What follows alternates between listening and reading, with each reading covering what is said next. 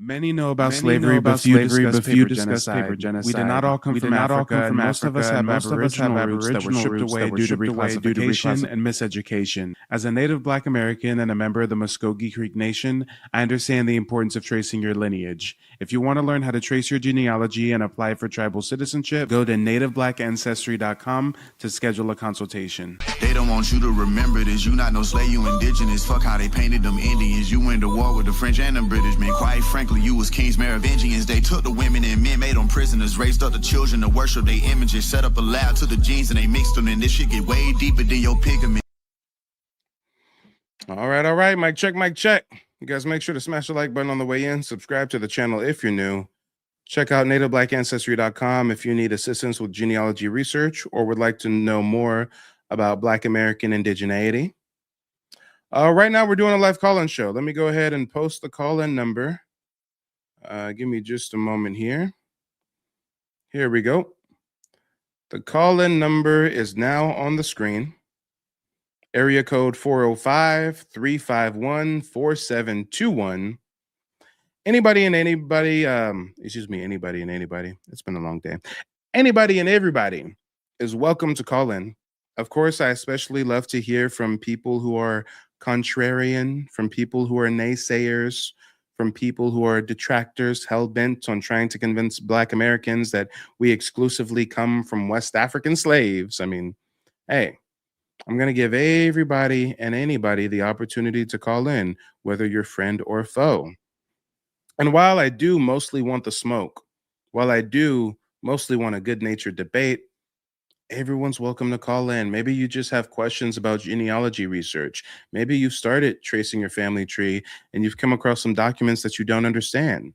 Maybe you're new to the topic of Black Americans' indigenous roots in the Americas and you would love some primary sources or some books or anything that can aid you on your quest for knowledge. Well, anybody and everybody is welcome to call in. Call-in number is 405-351-4721. And while we wait for some folks to call in, I've got about 40 missed calls from a broadcast I did this morning. So let me start calling some of these people back. Let's see. 937 number. We're going to start with you. And give me some feedback, chat. Are you guys able to hear the phone ringing? Want to make sure the audio is set up appropriately.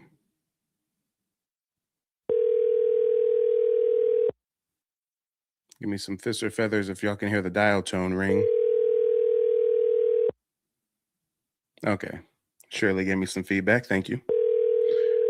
All right. This person. Hey, it's crazy that this person did not answer the phone when I just called them back because I've got 1, 2, 3, 4, 5. I got 8 missed calls from them. When I call you back, don't get scared, y'all. I will call you back. If you call during the call-in show and I don't get to you when I do the next call-in show, I'll call you back.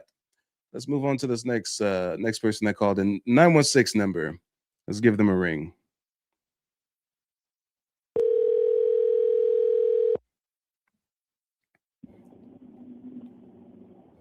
Hello, you reached the voicemail box. Oh, we've got a no answer. Let's try this 570 number. We're bound to get someone. I literally had 30 missed calls this morning.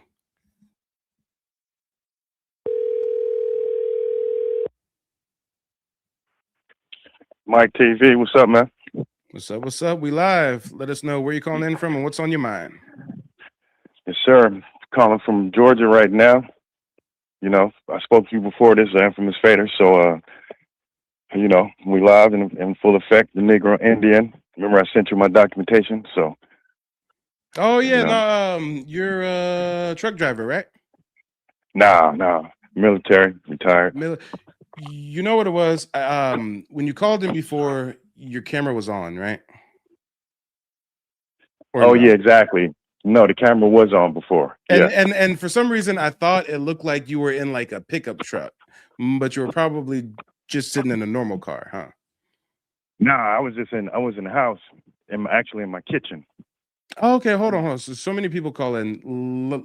let me make sure I got the right one here. When you just said Negro Indian, I assume that you were the guy that called in before who actually emailed me one of his family's documents where they were classified as a Negro Indian. Correct. Is that you? Correct. That's me. Okay, so I got the right person. I just got your whole backdrop messed up. It's all good. It's all good.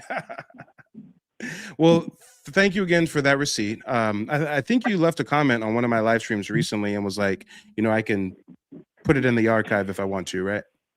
Yes, sir. Yeah. Well, I haven't found my way to doing that, but I appreciate the permission, and I'll definitely be uploading that into the digital archive on nativeblack.ancestry.com. But real quick, before you move forward, let me get some fists or feathers in the chat if everybody can hear our first caller. I just want to make sure before we get too deep in conversation, we got the audio working appropriately. Okay. I'm putting my headphones on real quick too. Cool. Take your time.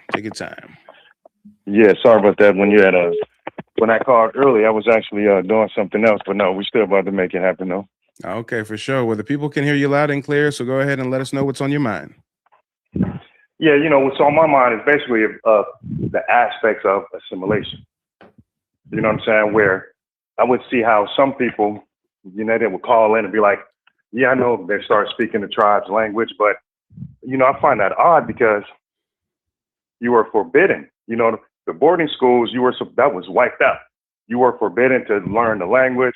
We were forbidden to practice our customs, and then there's some information saying other people were actually, the Plains Indians were actually taught their customs, taught that language. Have you heard that before? Yeah. I have heard that before. And while I haven't researched too heavily in it, and for anybody who's unfamiliar with what he's talking about, there's a lot of independent researchers who've drawn the conclusion that not only were some of these Indian boarding schools, such as the one in the Midwest and Canada and the Plains, not only were they meant to kind of kill the Indian, civilize the man, but in some cases, they were actually meant to teach some of these people how to, quote unquote, play Indian, how to pass for Indian, how to be a pretendian, if you will. And while I haven't necessarily seen that in the sense of Plains natives being educated into or indoctrinated into promoting the belief that they're the true original people and they never migrated, While I haven't necessarily seen that, what I have definitely seen in situations where mixed breed Indians, white passing Indians, or some Europeans who just barely have one or two, grandparents that were Indian way back then, but they present as white passing. They live as a white colonizer, right? A lot of times, those type of folks are educated on how to pass for Indian, how to sign the treaties, how to pose in the picture, wear this, wear that. Because what we see over time is that there becomes a whitewashing of American indigeneity, where those that are fair skinned, those that are white passing, those that maybe have a European father and an Indian mother, those get propped up as the face of what it means to be an Indian. Right. Exactly. And then there's some information floating around too, as far as those Navajos. You saw the movie Wind Talkers, right? I haven't seen that one, nope. With the Nicolas Cage, where they used the Navajo to communicate because the Japanese, they already knew English, but they didn't know Navajo. Gotcha. And there are some, the government chose them for a reason because they were taught that language from some of the things that I've heard out there. So, yeah, and I just find that odd, Yeah, no, absolutely. You know what I mean? Absolutely odd and indeed. I just thought it was kind of crazy. So. Speaking of what you're talking about when it comes to the boarding schools and when we discuss them trying to change public perception on what it means to be an Indian and all that stuff and promote the fair skinned European looking folks as the real Indians, I actually have a document. That speaks to this exactly. And I'm winging it. This is live TV, but let me see if sooner than later I can find this document and pull it up real quick, because I actually had a viewer of mine. He sent this over to me. This is a newspaper clipping. Let me see. Would it be saved in screenshots? Let me find this real quick. Yeah, he just sent this over to me via email. If you give me 5 minutes, I'll be able to find it. Yes, sir. Let me see. Was it Lewis? Was it Jeffrey? I get so many emails every damn day. Lord knows. If y'all send me an email, give me a few days to respond, okay? Your boy is inundated with emails. Okay, I found it. Pollard. Pollard is the name. Check this out. Check this out. Let me pull this document up. And when I pull this document up, y'all are gonna see it's well worth the wait. This right here is a stark admission of guilt. I mean, this is why they didn't even want us reading and speaking their language. I mean, look at how deep we about to get with these receipts. And you know what? In order for me to show this to you properly, I think I have to download it to the computer real quick. Bear with me a moment. Oh, no, I got it. I got it. Let's go ahead and try to blow it up, though. In order for me to blow it up real big, I'm thinking I got to download it as a PDF real quick. PDFs typically allow you to zoom in a lot. And for anybody who wants to find this article is coming from a newspaper called the Weekly Democrat Times. This is written January 19th, 1895. We're talking about Indian territory that is actively being colonized and turned into the state of Oklahoma. And read what these folks got to say about Indian territory. Wait a damn minute. Okay, I got it now. I know how to zoom in. So the way we're going to do this is let's stop this screen share. And for whoever's calling me, you see I'm on the phone right now. Be patient. Be patient. All right, here we go. So check this out. This document is from 1895, Indian territory. And if we zoom in a whole damn lot, I can start to read some of these passages for you. Now, it's really hard to read. It's black and white, and it's a little challenging here. And actually, it's not even going to let me zoom in more than it's letting me zoom in right now. So hopefully you guys can read along. If not, I'll read aloud. Give me just a moment. I feel a sneeze coming on. Allergies are tearing me up. False alarm. Okay, so this says the Indian territory. What the census says about the 5 civilized tribes. Cherokees, Choctaws, Creeks, Chickasaws, and Seminoles are really well-to-do people. Full-blood Indians are hard to find. It says the civilized tribes of the Indian territory are making history. Or it is better be said that the history is being written for them. The census office enacts a law. And hold on, I'm going to put you on mute, brother, while I do this. The census office enacts a law on hand because Special Agent Donaldson, who handled statistics, has brought suit against the superintendent of the census. Oh, and you know what? I think I just put myself on mute, not you. Is there any way that you can mute yourself as I read this? Okay, perfect. So it says here that the federal agent, the white federal agent who's in charge of statistics, he's filing suit against the superintendent of the census for his false report concerning them. In the official bulletin giving out information about the Indians, they're setting up the superintendent to recognize objections of the special agent in a letter to the Department of the Interior, in which he says, quote, "This bulletin on the 5 civilized tribes was originally prepared by special agent in charge, but he has revised and rearranged his editors of the census under my objection. Such revision and rearranging, however, is not approved by law." Though the report has undoubted historical value by men who are literary, and I'm sorry, guys, it's so hard to read this, like half the page is cut off. It is remarked that it is of great value.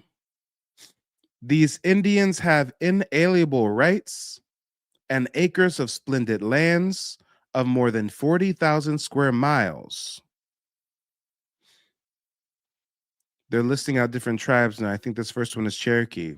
It says the Cherokees have 5 million acres. The Chickasaws have 4 million acres. The Choctaws, their numbers blurred out. The Creeks, which is my tribe, has 3 million acres. This land is equitable according to the number of tribes.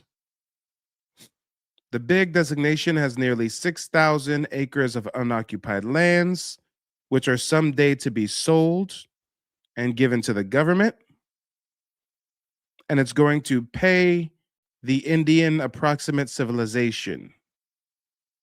Now we're going to speed read through some of this a little bit so I can get to the parts that really stuck out as crazy. And for anybody who is like, yo, this isn't making sense, where they're talking about the time where the Dawes Commission is trying to break up communal land ownership of indigenous tribes. The 5 civilized tribes in Indian Territory, they own their land as a community.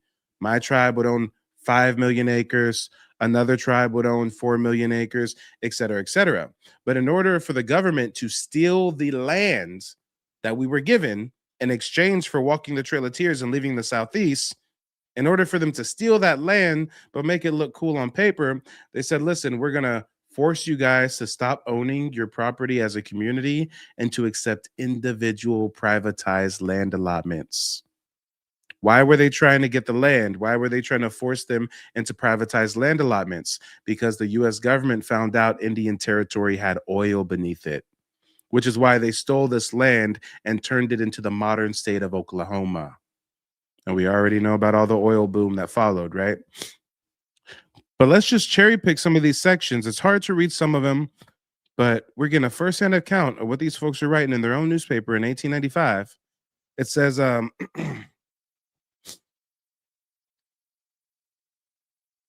talking about the land now. They're talking about the Arkansas River. They're saying that the climate in the southern part is similar to Georgia. Extremes of hot and cold aren't regularly found. Here we go.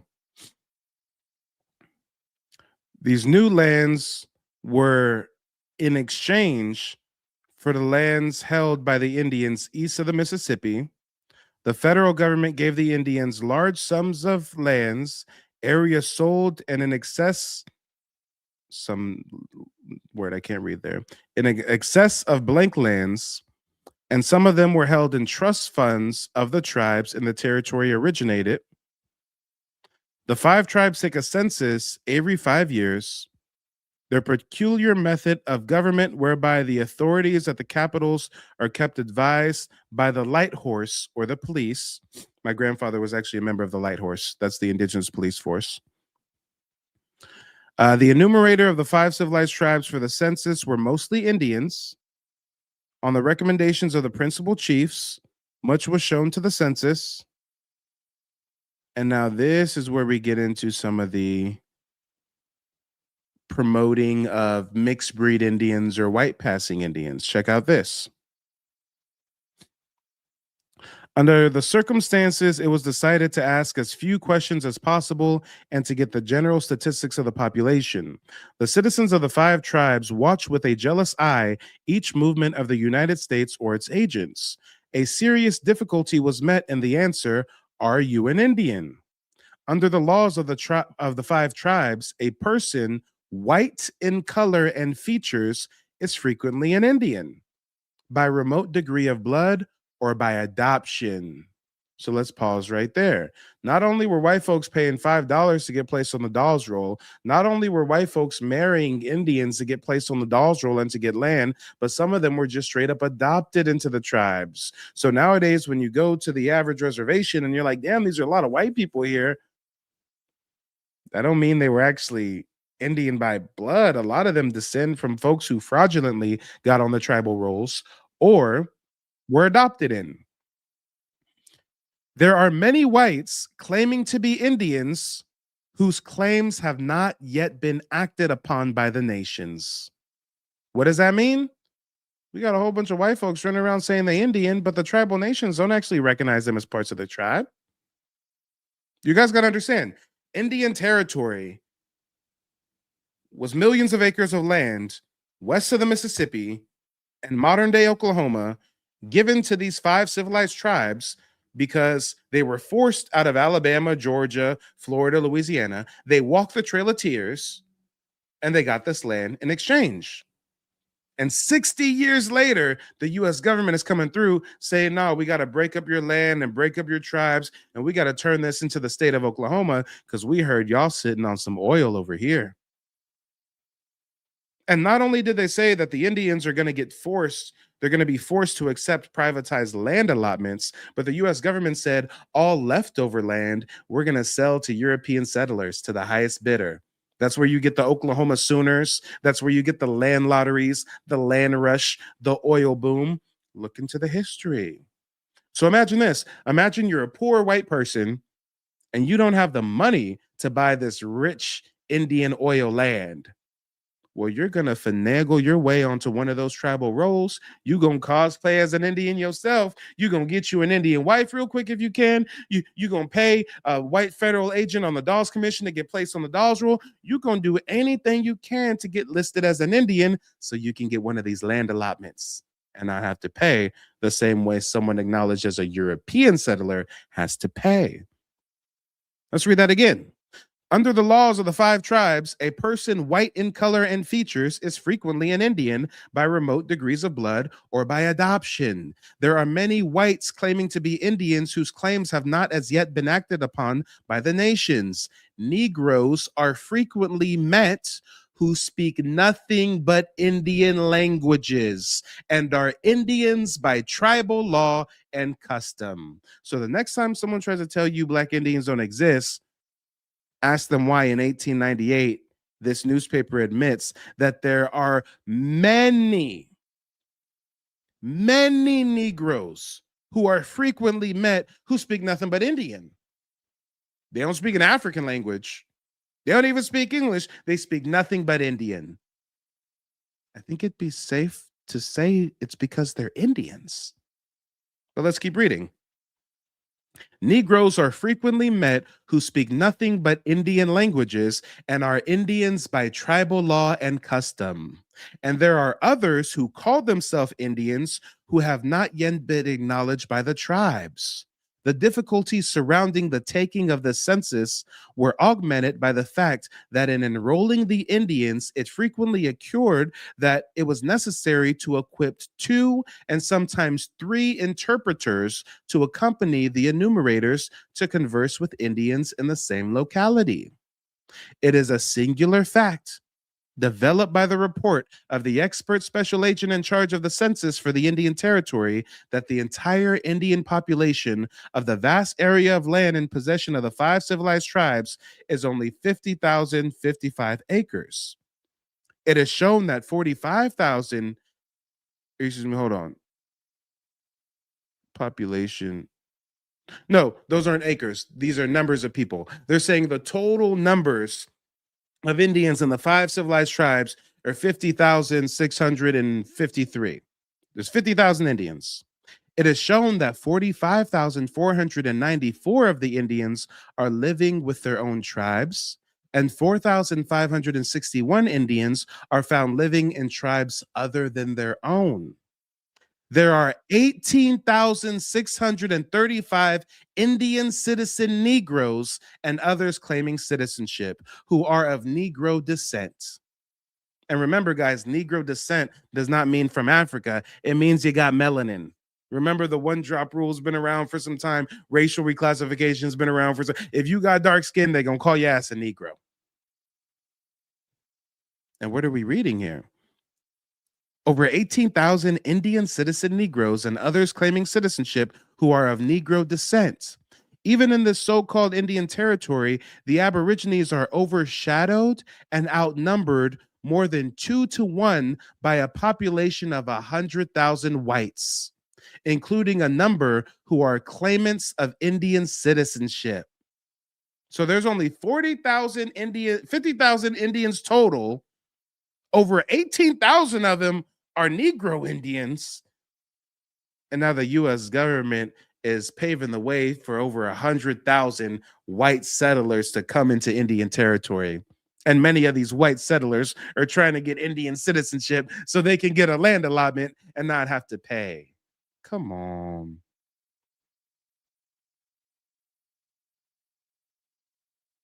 The Aborigines are overshadowed and outnumbered more than 2-to-1 by a population of 100,393 whites, including a number who are claimants of Indian citizenship. The total population is 178,097, including the unlucky number of 13 Chinese almond-eyed members of a race, which is unlucky in this country in many respects. There's 13 Chinese, man, okay?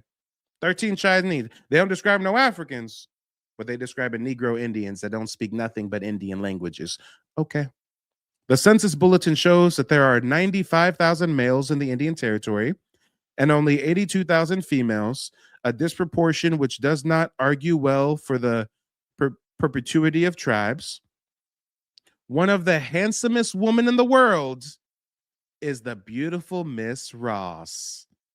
This is an image of the beautiful Miss Ross. Why are they trying to promote her in this newspaper with a portrait, calling her the most beautiful woman in the world? Because they're trying to whitewash what it means to be an Indian. Let's learn about Miss Ross. One of the handsomest women in the world is the beautiful Miss Ross, a Cherokee half-breed, the daughter of John Ross, a Scotchman, formerly of Tennessee, and his wife Elizabeth, a full-blood Cherokee squaw. Joel B. Mays, who was principal chief of the Cherokees when the census was taken, was a brigade paymaster and quartermaster in the Confederate Army during the entire Civil War. The principal chief of the Cherokees is a fucking Confederate from the Civil War. Do you see why modern day we got so many white folks running around saying they Indians and black people aren't Indians and they the real Indians? Okay. Joel B. Mays, looking up, y'all, he was the principal chief of the Cherokees when the census was taken, and he was a quartermaster in the Confederate Army during the entire Civil War. His father was a white man, and his mother was a Cherokee half-breed. You see how this works? We get a Cherokee half-breed, she gets some dick by a white Confederate, and now they gonna take their kid and claim that they just an Indian child and they get to be chief of the tribe. And really, they're like, what? A quarter Indian, if that?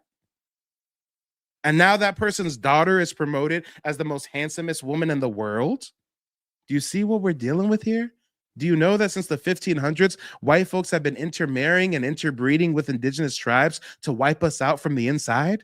Do you not know that most of the Indian chiefs that signed those treaties that resulted in the Trail of Tears were half-breeds with a Scottish-Irish daddy and an Indian mommy? This is how they get down. From within. Infiltrate the ranks. Come on. Let's read that again. Joel B. Mays, who was principal chief of the Cherokees when the census was taken, was a brigade paymaster and quartermaster in the Confederate Army during the entire Civil War. His father was a white man and his mother a Cherokee half-breed, so there was not much Indian blood in the head chief. We got a reverse one-drop rule, y'all. If you white, but you got one drop of Indian blood, you chief of the whole fucking tribe. But if you're full-blooded indigenous, but you're dark, oh, they gonna call you a freedman, or they gonna front like you a slave, or they gonna call you a Negro Indian, right? Come on, let's talk about it. In the Indian towns, pure Indians are few and far between. In the country, some are met.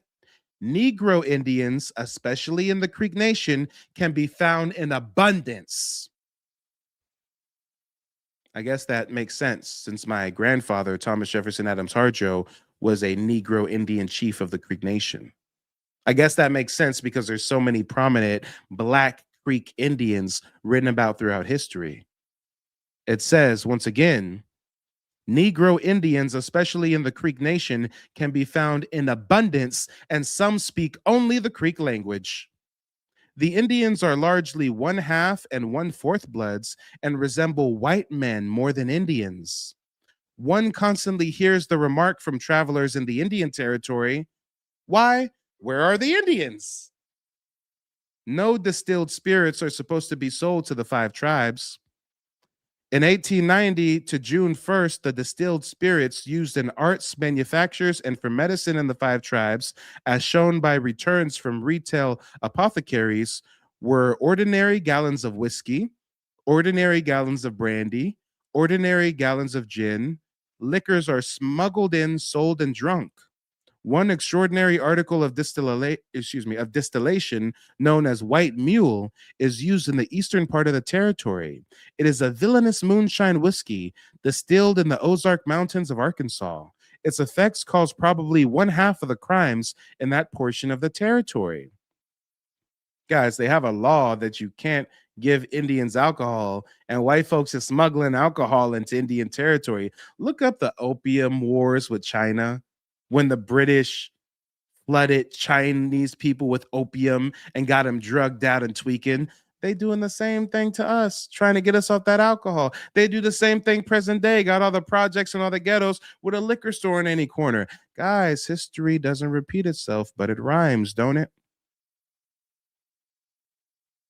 In a country where land is virgin, fertile, and its use is to be had for the mere occupancy, there is but small inducement for careful or close farming.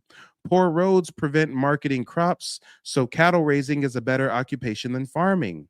Much farming is merely for a livelihood. Crops of corn are frequently left to rot because of the cost of transportation to a market. Roads are poor and bridges across streams few and far in between. And we can keep going and we can keep going. But guys, this is just one little itty bitty receipt out of the plethora of receipts that I have in the digital archive on my website, nativebblackancestry.com. You got to check it out. But thank you for your patience, brother. Go ahead and provide us some remarks. What you think about that? It said there's a bunch of Negro Indians. They don't speak nothing but Creek, don't speak nothing but Indian. And then we got a whole bunch of like white folks pretending to be the chiefs and shit with very little Indian blood, huh?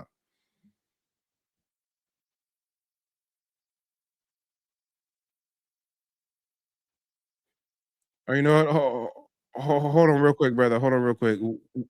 When I did my screen share, I think I messed up the audio. Give me just a moment. I don't think anybody can hear you right now. Bear with me just a second. All right, Sorry now about everybody that. can Yeah, hear you. Now everybody can hear you. Go ahead. yeah. I was just saying it's crazy on how they learned the customs. I wonder how long it took them to learn the language, and then I like to try and start looking like the Indians and stuff. Except I mean, they might have to paint their face with them, you know. So I just think that's insane. And that document that I showed you, I've been seeing like there's a lot more of them out there, and people don't even know that. So even some people calling themselves African American don't even know that if they go back and do their genealogy, they'll find all of that paperwork themselves, find all of that receipt, like what you got on your website. Absolutely. It gets deep. They keep talking about all these Negro Indians in abundance. And then modern day, some people try to just brush it under the carpet. They say, "Oh no, these were like Africans that like married Indians." Well, Africans came over here as slaves. Why would a slave master allow their African slave to go marry an Indian and have a baby with an Indian? What is it about African slaves that Indians just couldn't get enough of and they just wanted a bunch of African slavery? Guys, it don't make no sense. But you see how they try to rationalize the fact that there are so many Black indigenous people being documented since the 1400s. The Pan Africans, they do the biggest mental gymnastics. The Pan Africans will pull some, oh, there was Black Indians, but really they were Africans that came here a bajillion years ago when Mansa Musa's brother Abu Bakari sailed with fleets to the west. And guys, it's just everything to try to Africanize our indigeneity. But go ahead, leave us with some closing remarks, brother, and I'm gonna call back some of these people who've been blowing me up while we've been on the line. Awesome.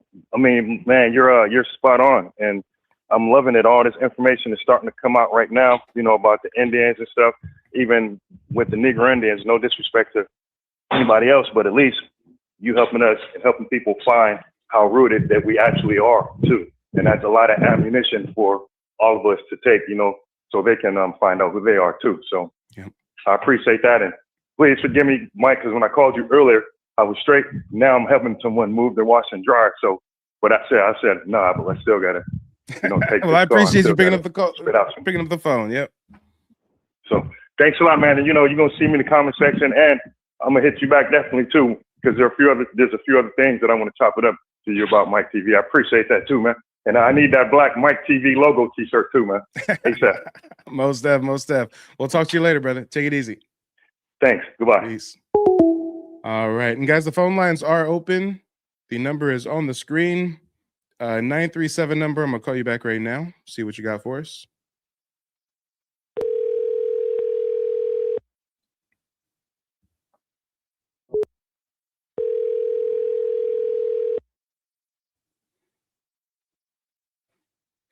Guys, make sure to smash the like button on the way in. Subscribe to the channel if you're new. Check out nativeblack.ancestry.com if you need historical reference when it comes to Black American indigeneity. All right, 937 number is not picking up. Who's next on the list? We got quite a few people who are trying to call in. Let me just randomly select some numbers. 4937 803. Here we go. We've got a 562 number. Let's see what they got for us.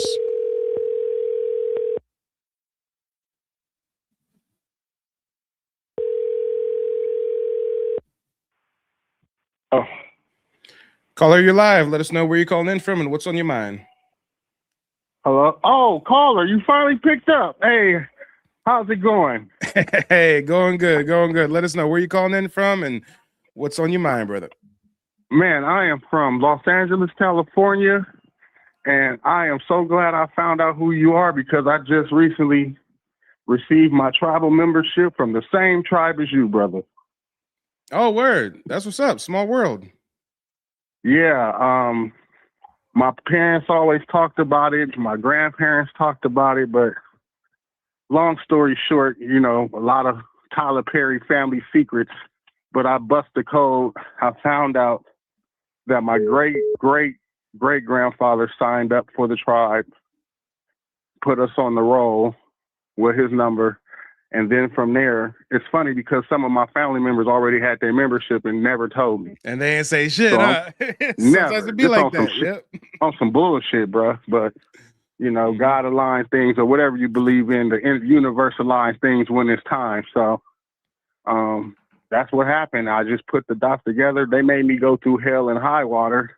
Mm-hmm. And then I was watching Roland Martin. There was this lawyer who had something with the Freedmen. Yep. But the thing about it, we wasn't even part of that.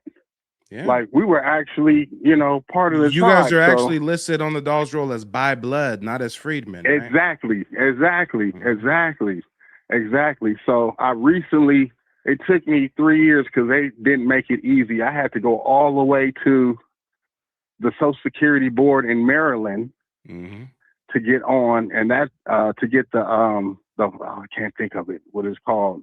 But anyway, the original birth certificate. Yeah. A state certified copy will not do, man. I made the same mistake. I sent them a copy of my birth certificate, state certified. They was like, no, we need an original birth certificate mailed to us. I said, I kind of feel weird mailing my original birth certificate, but everything was on the up and up.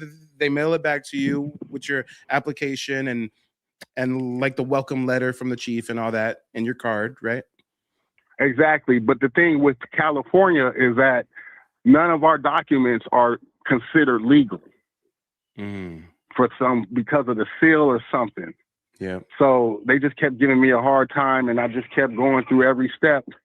And the school records is what really solidified it. And so from there, they sent me my card. But then, damn, when they sent me my card, they had me as a female. So they Damn. put the wrong sex. They're playing games. But they're like, we gotta yeah, get this bro, nigga but- citizenship. We gonna play with him. But I wasn't tripping. I'm like, I'm a member of the tribe, and you know, and I'm just so happy to just stumble across what you do. You know, and then my main reason was to tell you that praise report, that good story, and to find a fellow brother and citizen. And then also, I wanted to try to connect with you as far as what does the tribe offer? How do I navigate it through the tribe being considered Black? You know, just a whole lot of other stuff. So I don't know if I have to do a consultation or whatever else to keep in contact with you to try to, you know, just get some things answered. Since we are from the same tribe, and you would probably be able to navigate it better and tell me the shit that they ain't gonna tell me. Yeah, I know, most def. If you wanted like an in-depth, private, one-on-one meeting where I can go through all the different benefits ranked in order from most important to least important, as well as different programs that you and the whole family can benefit from, then it would be best to just go to the website, book a consultation. And when you book, make sure to leave in the notes, hey, Mike, we spoke, you know, I'm a member of the tribe. You know, during this consultation, I want to learn more about the tribal benefits. That way, you know, I can prep for our meeting appropriately. But other than that, if you just got like some general questions off the top of your head, I'll do the best to answer them right now for you. Well, you know what? Not so much. I think booking the consultation, and it'll be a little bit more personal. Yeah. Because I know you're giving out knowledge, and I don't want to hinder the knowledge that you're giving out. But the one question I do have is that it's funny, well, more so comment, the history that you were talking about with the people being of the Hebrew descent, how they had the carvings in the stones and the mountains. A friend of mine, he's been telling me this stuff for years. So the truth can't be hidden, and you guys have no type of affiliation. Yeah. So that's the good thing. This guy, if whoever's listening, he is telling the truth. I've heard this from someone who's a Hebrew Israelite, and but it's history at the end of the day. So he wasn't giving his opinion. He showed me the documents. Yeah. There's the Back Creek stone. There's the Decalogue stone. There's the Keystone. There's even in Central America, there's the hieroglyphs of Levanta, I think, that are written in a Paleo Hebrew. So yeah, and there's many early colonial books where damn near every European that came over here that was an explorer or an educator, they came to the same conclusion after being amongst Indigenous American tribes. They all thought that we were like some lost tribe from Israel or something because of our customs, because of our spiritual motifs, because of our hieroglyphs and our petroglyphs, et cetera, et cetera. And if you notice, you know, you got it from the Hebrew Israelite dude. And that's why I try not to go too hard on like the Hebrew Israelites or the Moors or the Nation of Islam or the science, or, you know, sovereign citizen folks, because what it is just like they had to fracture our identity to keep us from the truth, they fractured the information. So all of these different organizations I listed, they have a seed of truth. They have something that they are right about that is factual, but a lot of times it's spearheaded by COINTELPRO government operatives that want to confuse you and compartmentalize the history and make you think you got to be a Moor or be a Hebrew Israelite or this and that. But when you actually look at, you know, the commonalities, there is a seed of truth there. You know, as far as the Moorish thing, it's a bit of more of a misconception. You know, there were African conquistadors known as Moors that came here and helped the Spanish and Portuguese colonize and infiltrate indigenous tribes. And nowadays, it's kind of interesting how Black Americans want to take on that Moorish identity with, you know, it's like if you do your family tree and you find that you have some Blackamoor who sailed here with the Portuguese, and okay, you can claim that Moorish heritage, but unfortunately we have a lot of Black Americans who don't do the genealogy, and they just treat these different schools of thought like frat groups. And you know, for a few years they might be a Hebrew Israelite, then for a few years they're more, then a few years they're sovereign citizen, right? So it's like, you know, I try not to bang on them too hard because there is a truth to part of what all of them preach, but yeah, it's a lot of confusion out there. And also, I mean, if you just use basic common sense, they say however many came over here to America that were Black, and it's no way that many people could come over here. Let's be specific.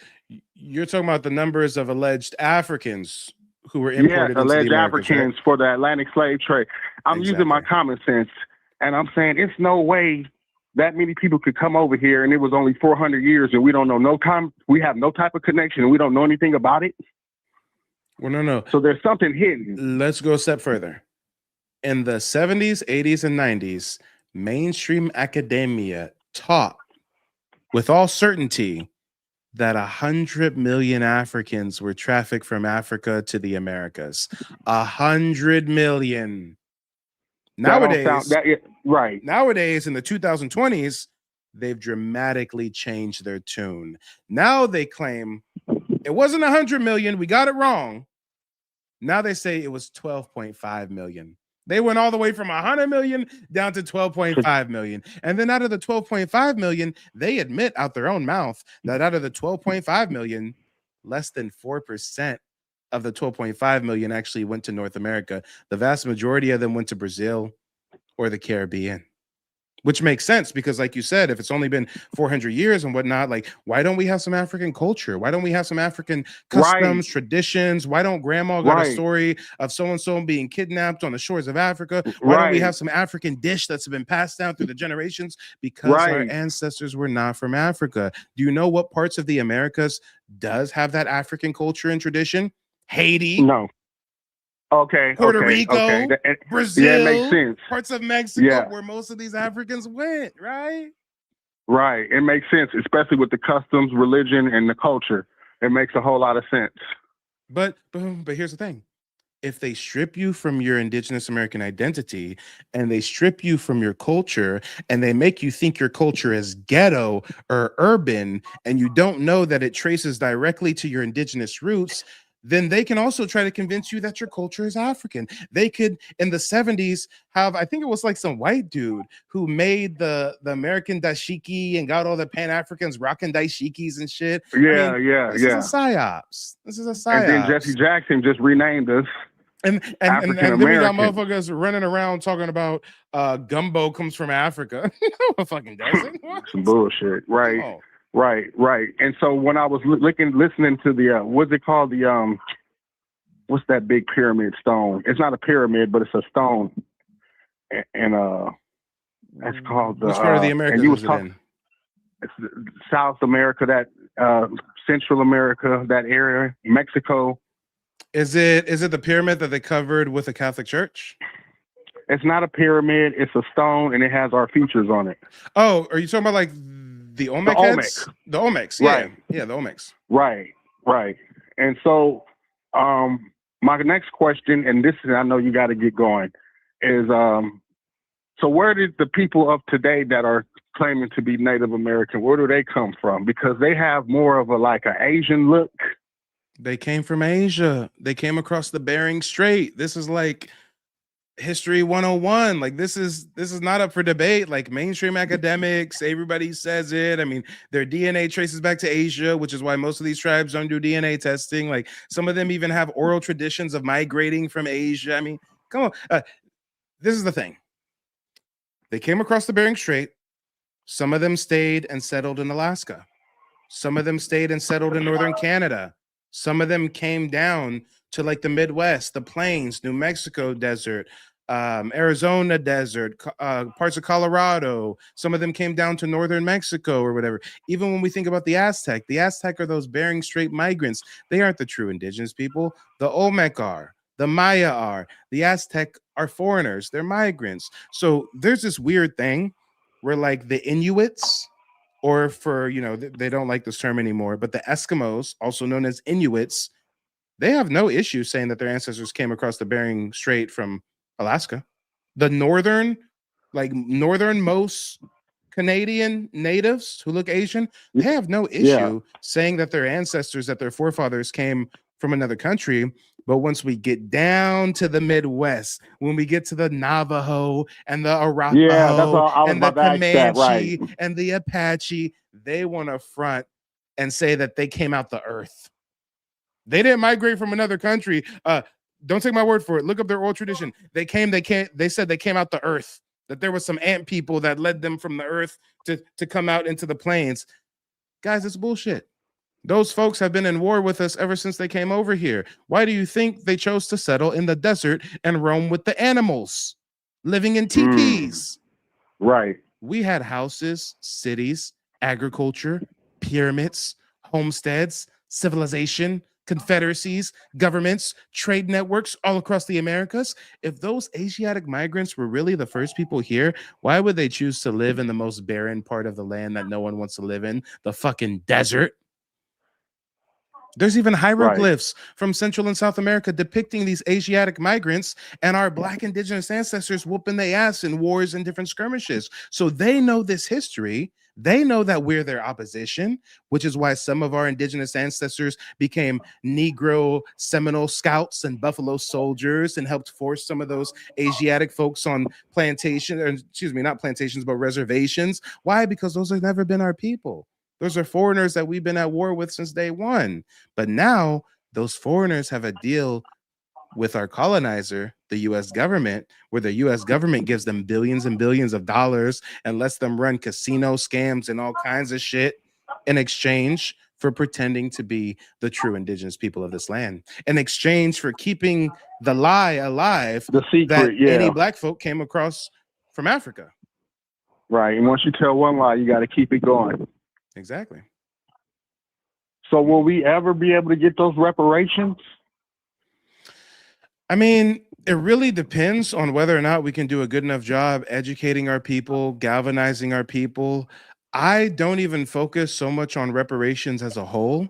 What I focus on is promoting people to do their genealogy so that people don't end up in the same boat as me or you. I mean, it took me and my family several months to do our genealogy, get tribal citizenship with the Muskogee Creek Nation. You said it took you off and on like 3 years, right? So my whole goal, by myself, by yourself. So my whole goal is to be there for people. Like I wish someone was there for me when I was going through that process. I wish there was someone I could have consulted with and they could have been like, yeah, I'm a part of the tribe. I already did this. You do this, you did this, you filed this paperwork, but there was nobody out there.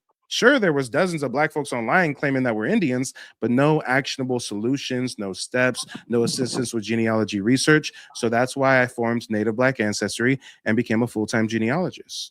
So I don't I've been so listening much to you for the last 5 hours. So I appreciate the support, brother. And I don't focus so much on all of us getting reparations. What I focus on is at the individual family unit level, doing your genealogy. Because once you do your genealogy, you can figure out exactly what you're owed reparations for. It'd be ignorant for me to say, yeah, we all need reparations for slavery. Some Black folks in America don't descend from slaves. Some Black folks in America descend from hostage and converted indigenous groups that were forcefully assimilated and classified as free persons of color or freemen or free colored person. So should they not get reparations because they weren't enslaved? No, they should still get reparations for being colonized, disenfranchised, and reclassified, right? So like it's way deeper than just this slavery reparation conversation. And I find when people do their genealogy and figure out what their ancestors actually lived through, then more often than not, we can get kind of a quicker form of reparations, if you will. And this reparative justice comes in the form of becoming tribal members of the tribe of our ancestors. Now, I know that you don't know about a lot of the benefits yet because we haven't had our session yet, but there are thousands and thousands of dollars we have access to. When COVID-19 happened and Trump gave everybody $1,200 payments, I got my $1,200 payments for being a U.S. citizen. And on top of that, I got 2 payments of $4,000 from the Muskogee Creek Nation for being a member of a federally recognized tribe. We get free health care. We get free dental. There's Indian hospitals that we can go get treatment at free of charge, down payment assistance programs for buying property, school supplies for kids. And I mean, so much that we can get access to by becoming recognized as members of the tribe of our ancestors. And if more and more of us get our tribal citizenship, then we can sit on the national council in the tribe. We can run for chief of the tribe. And imagine what would happen if someone like Mike became chief of the Muskogee Creek Nation, just like my 4th-time great-grandfather, Thomas Jefferson Adams Harjo. Imagine what would happen if one of us got in a position of power within the tribe and had control over all these billions of casino profits. I mean, imagine how we can really change some things, right? Exactly. And my child is in college, and I've opened up the door for the next generation That's on my side of the family. So my brother, everybody. Your That's child why is I did also enrolled in the tribe, right? Not yet.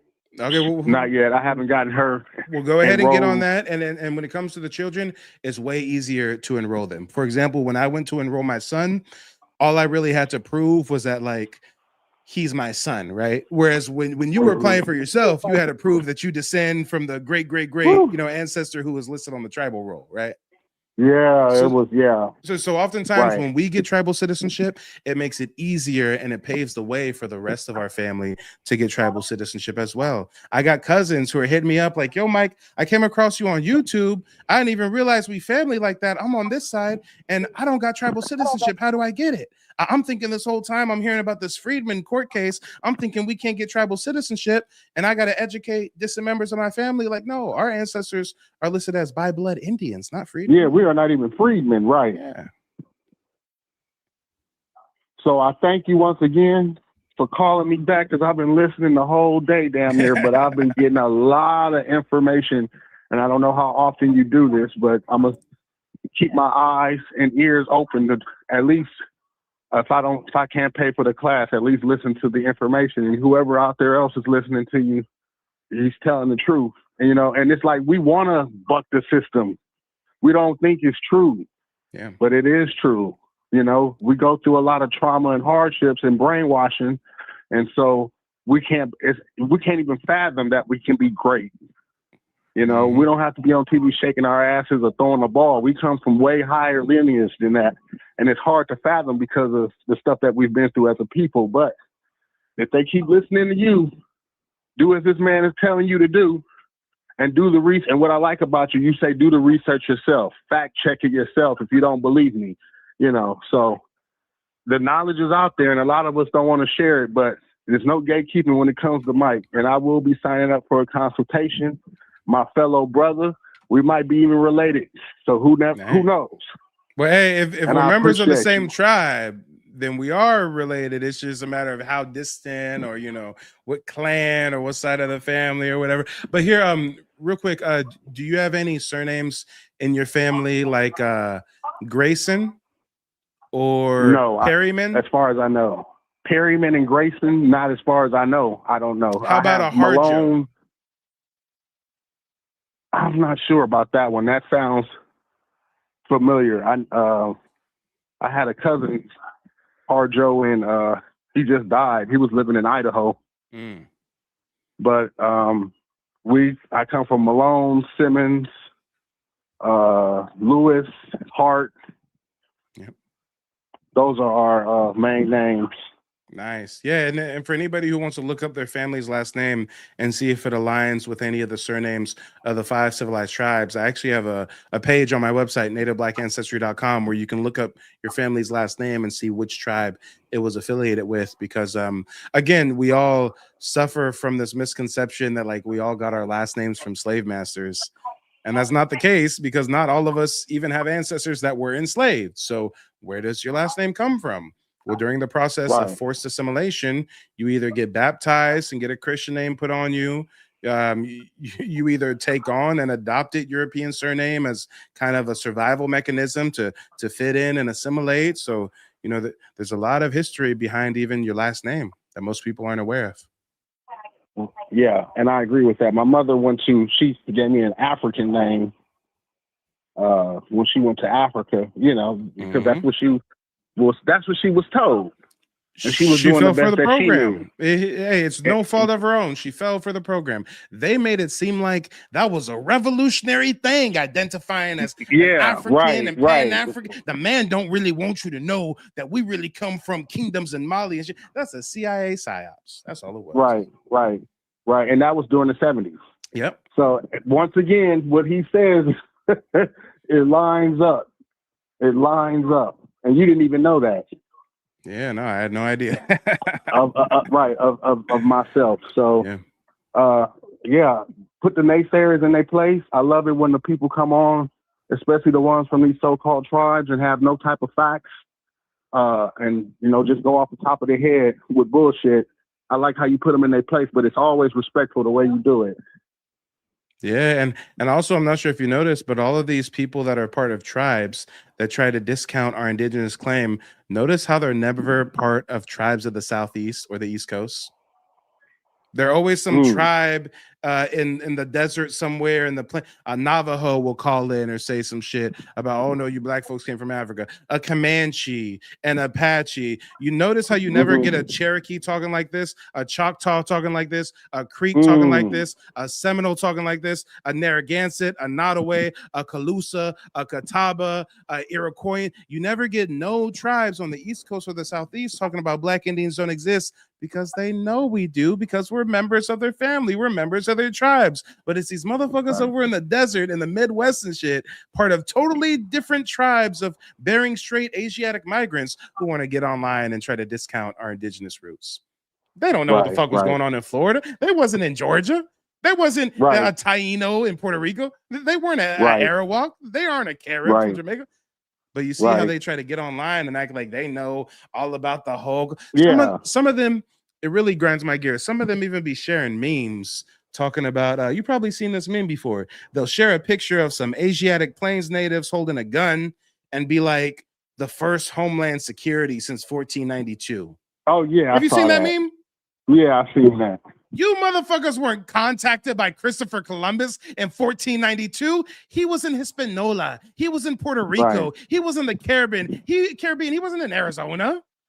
Right. What are you talking about? 1490. These Asians were the last to get European contact. They finally got contact with European settlers during the last phase of westward expansion, during the last phase of Manifest Destiny, when all these white folks started getting on their cloth-covered wagons to go on the Oregon Trail and go participate in the California Gold Rush. They got contacted last, and they got wiped out and forced on reservations in under 50 years. Woo. Last to get European contact, fastest to get colonized. Meanwhile, it took several different European countries colluding with one another for several hundred years for them to colonize the East Coast and the Southeast. It took the Spanish conquistadors over 100 years just to even set up a colony in Florida. Every time they touched the sand, they was getting taken out. We were warlike. But these Asiatic migrants want to get online acting like they're the true first people and they're the First Nations. No, Tonto. Yeah. Take a seat. Yeah. Right. Okay, then. Well, I appreciate you. I'll be doing my consultation on the website. I can sign up, right? Yeah, it's all through the website. Just make sure that when you book the consultation, before you actually make the payment, there should be an area that lets you type in a coupon code. Enter the coupon code TikTok, one word, all lowercase. TIKTO, because I'm old. I don't be on that. Yeah, it's TIKTOK. Yep. Okay. Yeah, but put in the coupon code TikTok, one word, all lowercase, and that'll hook you up with 20% off of the consultation. All right. Man, I can't wait. I'm excited. And thank you for finally getting back to me, because I was trying to call, but he got back to me. So, you know, to all the listeners out there, I don't need a testimony. Just listen to what he's telling you. Sit down, shut up, niggas, listen. Damn. Yeah, no, and make it easy. And thank you for calling in and answering when I called you back, because truthfully, you made my day, because I do all of this to try to educate Black Americans on their indigenous roots, motivate them to get citizenship with the tribe of their ancestors. So the fact that you did that, you went through those arduous steps, you got your tribal citizenship, that's exactly what I'm in it for. And not everybody can get tribal citizenship. Some of us descend from tribes that are recognized by the state and not the federal government and whatnot. But, you know, your success story is really the battery in my back to keep me doing what I'm doing, because it needs to be hundreds of thousands of more people just like you taking their steps and reversing paper genocide. Guess what? You're not an African American no more. The U.S. government recognizes your ass as an American Indian, as you should have always been recognized since birth. So can I get that changed on my birth certificate? Absolutely. Or how does that work? You have to contact the Social Security office, contact the county clerk, every document. Yes. Next census comes out, put American Indian. Yes. You shouldn't have anything that tries to identify you as an African American or a Black American when you are recognized by the federal government as an American Indian. And also, fun fact, I think I got my wallet somewhere around here. Maybe not. We can use our tribal citizenship cards to get through TSA as well. A lot of people don't know that.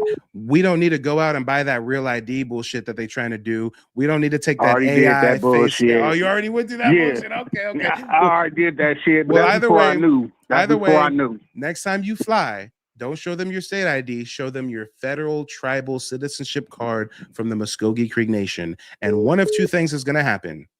Either A, they're going to look at it and let you right on through, or B, the TSA agent is not going to be familiar with tribal citizenship cards, and they may pull out a TSA book of tribes to make sure that your tribe is in their book of recognized tribes. And this happened to me one time, so I want to make sure you're aware of it. It's weird, okay, but in their tribal book, the Muskogee Creek Nation is not under M. It's under THE. It's under right? THE for the. Yep. Exactly. I was going through okay. TSA. I'm already late for my flight. They talking about pulling out a tribe book. They're talking about we're in the M's. We can't find it. I'm starting to get impatient. I'm like, motherfucker, like you should know the tribes, right? And finally, they looked under TH, and then they found the tribe. So I was like, okay, now I know. TH. Okay. Mm-hmm. So I should be able to go to the Social Security office and the Hall of Records and all that and get it changed. You are an American Indian. Your children are American Indians. Yes, this is how we reverse the effects of paper genocide. Right there. There we go. And on that note, have a good day. I'll be making my consultation, and I'm gonna continue to listen to you as I'm cooking and frying my chicken. Hey, shit, you're making me hungry now. All right, brother. It was a pleasure talking to you. You take it easy. Same here. Have a good one. All right. Oh, wait. Actually, one more thing. One more thing. Although you're looking to book a consultation, also, if you can, send me an email. My email address is mike@nativeblack.ancestry.com. Because if you're open to it, I would love to have you as a guest on a live stream one day. You know, oh yeah, whenever I can, I love to feature Black folks like you who've done their genealogy, found their indigenous ancestry, because really it's very motivational for those that are, you know, just now getting started on this journey. Man, people, we just brainwashed as a people, but you know, I work in mental health, so I get it, you know, and then what they perceive to us. It's so funny how all the other nations know our history except us. Oh yeah. So they know this. Go over to Europe. Go over to Germany. I got an archive on my website. There's over 100 German churches in Germany that you can visit right now that have paintings depicting American Indians, and they're all Black. There's statues in Europe of the American Indians, and they're all Black, dark-skinned people. So yeah, in other countries, this is like common knowledge, but because we live in a colonized, occupied territory, you know, they're gonna hit us with the misinformation. I mean, but even out here in Los Angeles, like with where I'm at, you know, certain ethnic groups and identities, you know, they know who we are. Mm-hmm. And you know, I don't want to say, I don't want to get you canceled. Oh, but that's okay.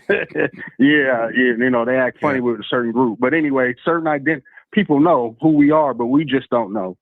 And for you to put the knowledge out, I like the fact that you don't get discouraged, because it's hard for us not to be discouraged. To understand it, because our grandparents and our forefathers have been brainwashed this way.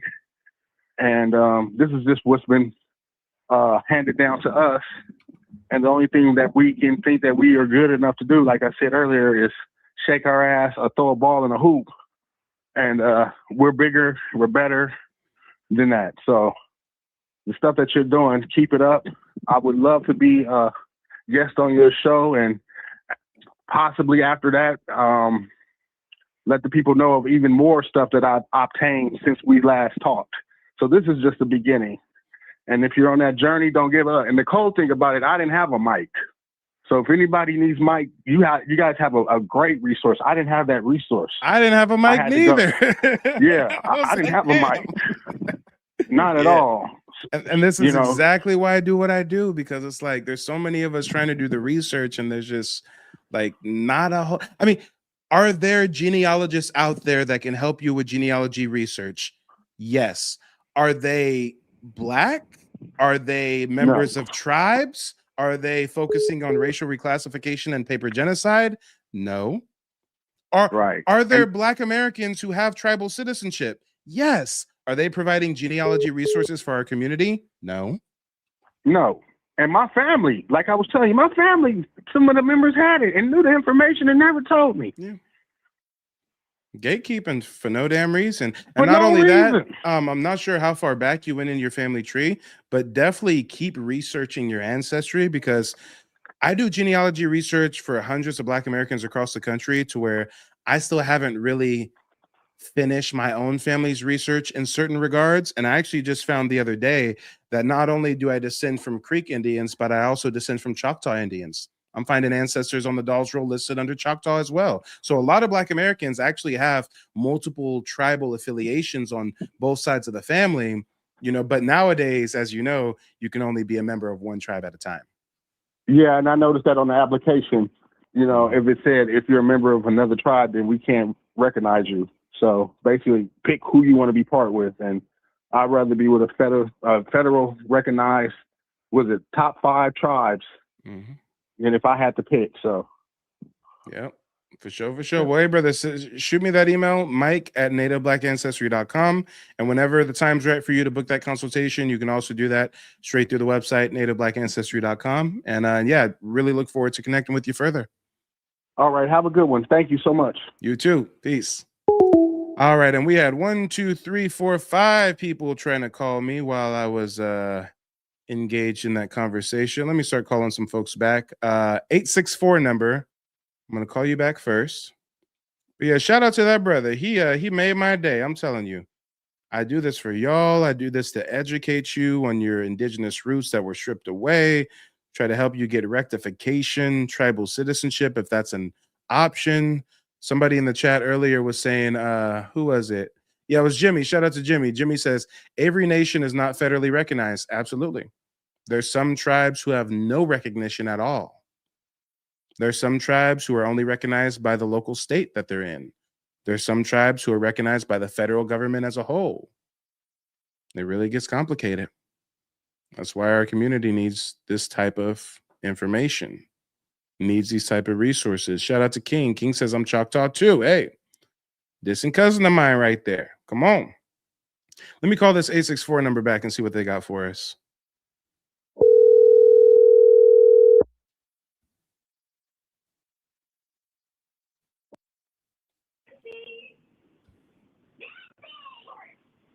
Caller, you're live. Let us know where you're calling in from and what's on your mind. Oh, they got cold feet. All right. Blowing me up while I'm in the middle of a enriching conversation. Get a call back just to hang up on me. Tell me that wasn't a contrarian person that got cold feet. They were, oh no, Mike's actually called me back. I mean, I was in the chat talking about Black Indians don't exist, but I didn't know he'd actually call me back. I mean, don't be scared. Say with your chest. It's okay. I don't bite. 518 number. I'm calling you back next. 518 area code.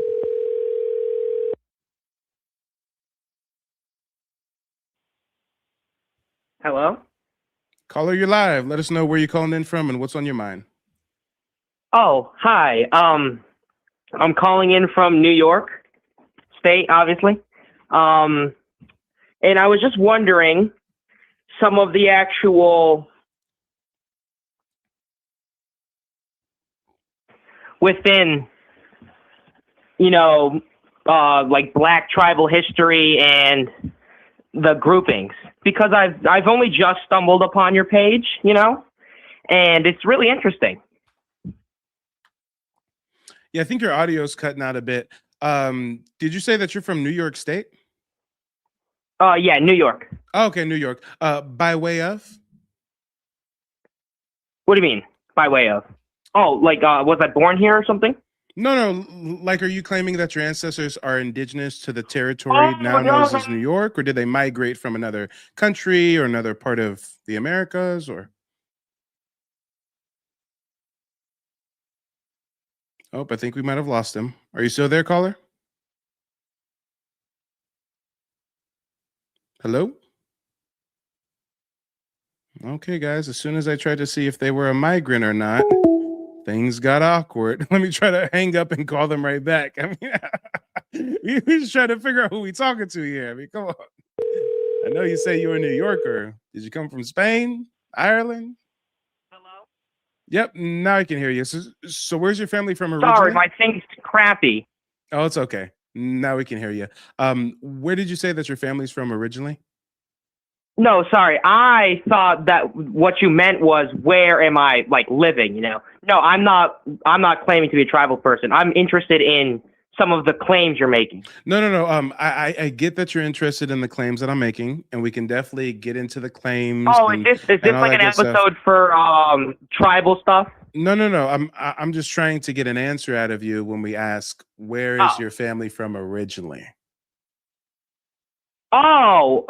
So no, I mean, I'm white, so my family, I think I have some German immigrant from 100 years ago, at least. I have some Irish from, the last 100 years, probably, from an immigrant.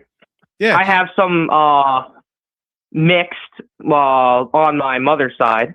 Who black? I don't know if he's anything, you know, but I think he's just African American. I'm assuming.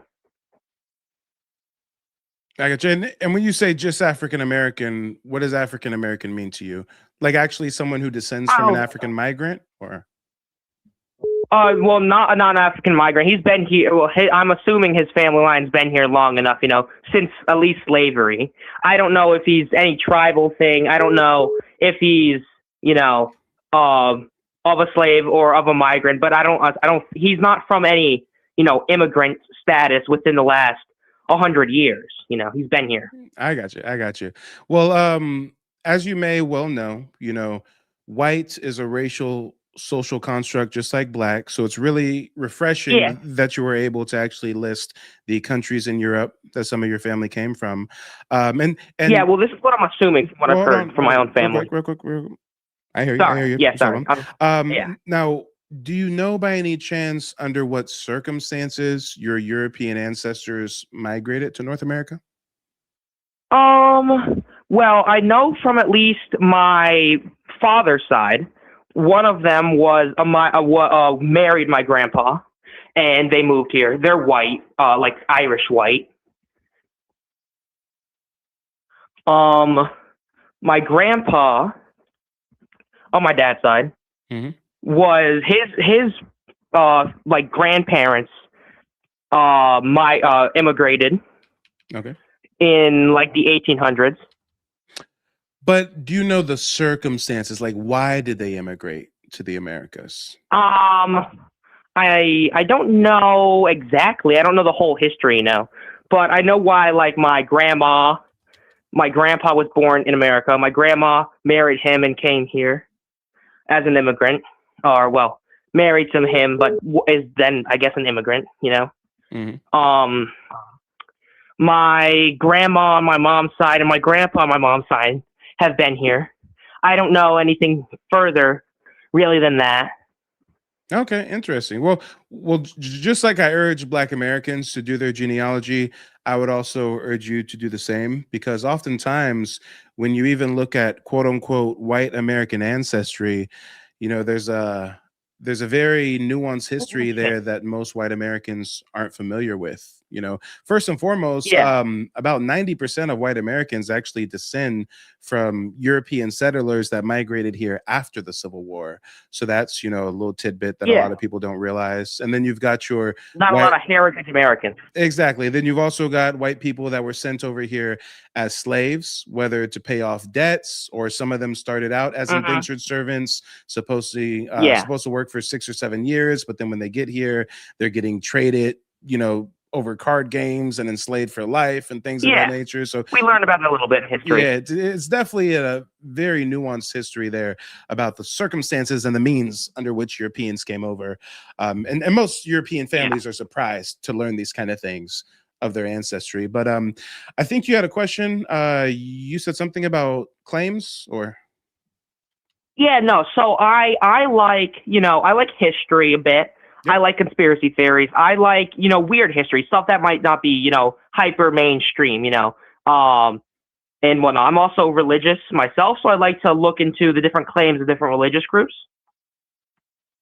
as well. I'm not saying you're like a religion or anything, but, like the Hebrew Israelites or different Jewish groups, Catholics, different groups themselves that claim to be of a history, the Mormons too, but, and I like to see how they contradict themselves, and I like to see how people kind of talk about history. And that's how I kind of stumbled on your page, one of your lives a couple days ago. Okay. And before we see if you have like a specific question or anything, there's a comment that I want to acknowledge real quick. Shout out to Unknown Presences. Unknown says, this channel has also helped me understand my history a bit as a white Canadian. Dad's side is French and mom's Irish and a slight bit French, which ironically found out the French side is related to my dad's side. I luckily have on my mom's side an entire book of my ancestors from this professional that is 2 inches thick, full of our entire heritage. Yeah. So maybe I could be helpful for this channel. Yeah, no, definitely shout out to Unknown. Although I market my content and my services to Black Americans, I find that we have a lot of quote unquote white Americans who find my content useful because it motivates them to look into their family heritage as well. But yeah, so if I understand correctly, you said you like researching Mormons and conspiracy theories and seeing how people contradict themselves. And I'm still not really understanding if you have like a question for me or how I can help you today. Sorry, I was just kind of going over a little bit of my own interests. But yeah. So yeah, no, I like looking at the history of things. The Mormons say one thing. They when I was listening to your thing, your live stream, like around 2:00, I think. And it was, I think you were saying something about how the it was about the like the lost tribes from like the Bible, the Jews or whatnot, and how they came over and whatnot to the Americas. Yeah, more specifically, I was simply acknowledging that all European colonial academics that came over here and spent time with American Indians drew the same conclusion that they were a descendant of a lost tribe of Israel. And it's actually very interesting that you just spoke about the Mormons, because through my research, I actually discovered that that's something that the Mormons believe. And I had the Mormons knock on my door one day. And normally, you see the Mormons at your door and you're like, oh no, I'm going to pretend like I'm not here. But being a historian and being that I just learned that the Mormons think American Indians are like some lost tribe, I actually answered the door and I asked them about this. And these young Mormon boys got really excited. And they were like, yeah, no, this is totally what our like faith is founded on. And they actually gave me one of their Book of Mormons for me to have, so that I can see exactly what they're talking about. And I think it's right here on the introduction page. Right here on the first page, the introduction, it says right here, and I'm not going to start from the beginning. I'm just going to cherry pick a little bit. But it says here, the book was written by many ancient prophets by the spirit of prophecy and revelation. Their words, written on gold plates, were quoted and abridged by a prophet historian named Mormon. The record gives an account of two great civilizations. One came from Jerusalem in 600 BC and afterwards separated into two nations known as the Nephites and the Lamanites. The other came much earlier, when the Lord confounded the tongues at the Tower of Babel. This group is known as the Jaredites. After thousands of years, all were destroyed except the Lamanites, and they are among the ancestors of the American Indians. So again, I'm not a Mormon. I don't subscribe to any colonial religious spiritual system, but I just thought that it was interesting that so many different European factions came over here and drew the same conclusion, that they thought American Indians were like some kind of lost tribe of Israel or something. Yeah, what's it called? So that was one of the reasons why I wanted to call in, because I wanted to get your thoughts on it, if you had heard of it and if you had looked into it at all. That was one of my asking points. Yeah, no, I've definitely heard of it. Being a scholar of Indigenous American history, that's something that does come up. There's certain artifacts that I can name off the top of my head that mainstream academics allege were written in Hebrew script, and this isn't just exclusive to North America, it's all across the Americas. People can look at the Back Creek Stone, the Decalogue Stone, the Keystone. There's also petroglyphs in Central America called the Las Lunas Stone. So yeah, there's even archaeological remains of text and script that certain European academics ascribe to Hebrew. Now, do I personally think that American Indians were some lost tribe of Hebrew? No. I see it as a tool of colonial domination. When the Pope was issuing his papal bulls and the Portuguese and the Spanish were coming over here to conquer, that's what they used as basically a cop out for why they were enslaving. Justification for why they were enslaving, raping, and pillaging and trying to convert these communities. If they maintain a notion that these communities were like some lost tribe of Israel, then people can look at their colonialism as reconnecting the tribe or getting them away from these pagan ways and back to God. I mean, all of it is, psyops, more or less. But yeah, I heard you say this stuff earlier, either yesterday in a live or in an earlier live today when I was listening. But yeah, no, I understand. Cool. Well, if you have any other questions, I'm all ears. So I want to understand, like, so what about like the Hebrew Israelite stuff? Where they say some group of blacks are the actual Jews comparatively to the European-bred Ashkenazi Jews or whatever groups from there, and they have claims to the Holy Land and whatnot.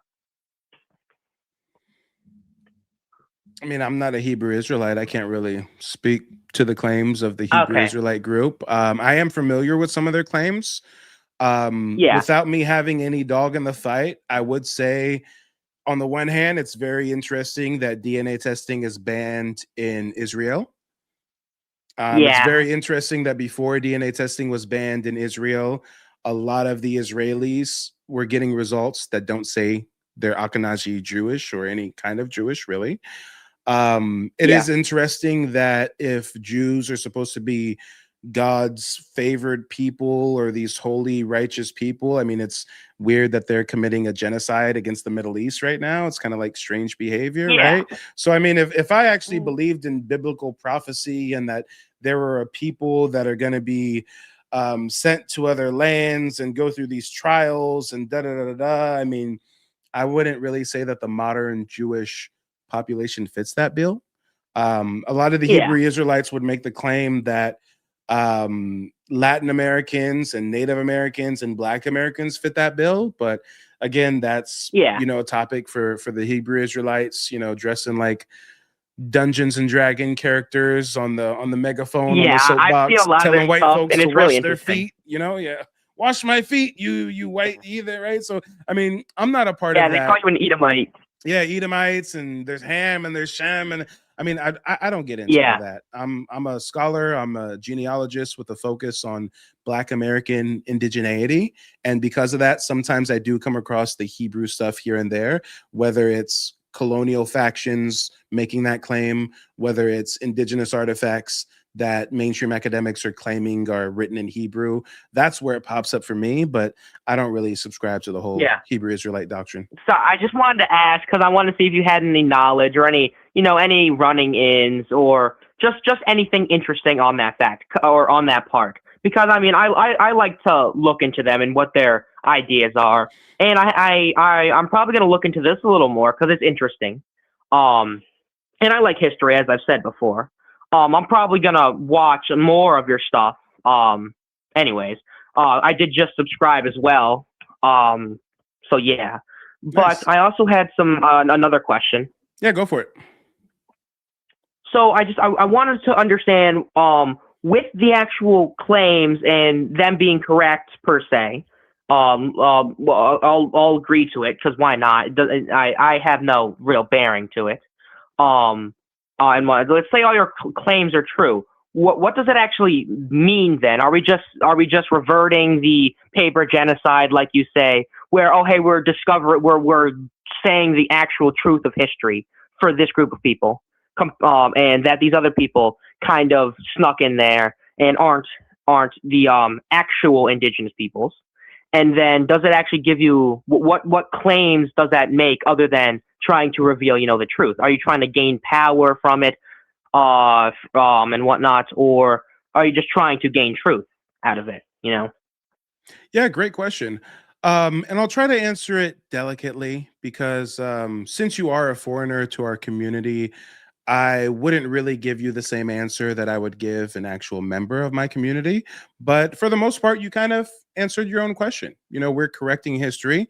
We're getting Black Yeah. Americans tribal citizenship with the tribe of their ancestors, if that is a possibility for them. And of course, if we're indigenous to this land and we've been racially reclassified, some of us enslaved in place, disenfranchised, well, then there needs to be some kind of rectification for that. So, I'm sure you hear some Native American groups talking about like a land back movement or things of that nature. Yeah. Different Native Americans have different things that they advocate for.